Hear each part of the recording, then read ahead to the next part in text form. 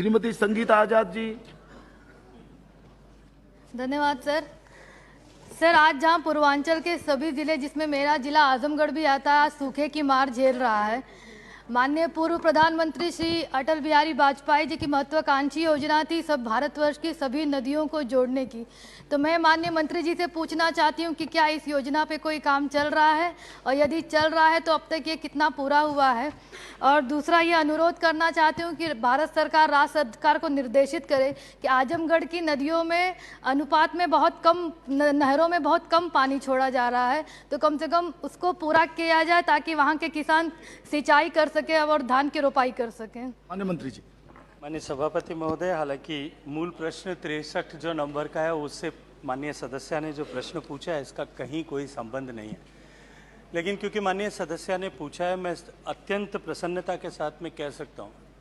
कि श्रद्धेय अटल जी के समय में जो कल्पना की गई थी कि सरप्लस बेसिन से डेफिसिट बेसिन पर पानी ट्रांसफ़र किया जाए, माननीय प्रधानमंत्री जी के नेतृत्व में 2014 से उस पर काम हुआ था। आदरणीय नितिन गडकरी जी यहाँ बैठे हैं, इनके समय में जो नेशनल पर्सपेक्टिव प्लान के 31 लिंक आइडेंटिफाई किए गए थे जहाँ सरप्लस बेसिन से डेफिसिट बेसिन पे पानी ट्रांसफ़र किया जा सकता है। उन 31 लिंक्स की डीपीआरस भी बनी है, पीएफआर भी बनी है, और उसके बाद में राज्यों के पास में आपसी समझौते के लिए वो सारे लिंक्स की फाइल्स पेंडिंग है।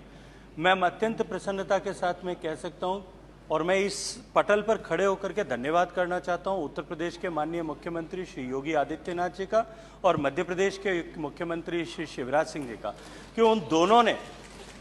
केन और बेतवा, इन दोनों नदियों के जोड़ने का जो उपक्रम था, जो लिंक था, उस पर आपसी दोनों राज्यों की सहमति स्थापित की। भारत सरकार के साथ में उसका ट्राइपार्टाइट एग्रीमेंट हो गया है, और उस पर माननीय प्रधानमंत्री जी ने के मार्गदर्शन में माननीय वित्त मंत्री जी ने उस 44,000 करोड़ के प्रोजेक्ट को न केवल सैंक्शन किया है, अभी तो पिछले बजट में उसके ऊपर 4,400 करोड़ रुपया सैंक्शन भी किया है।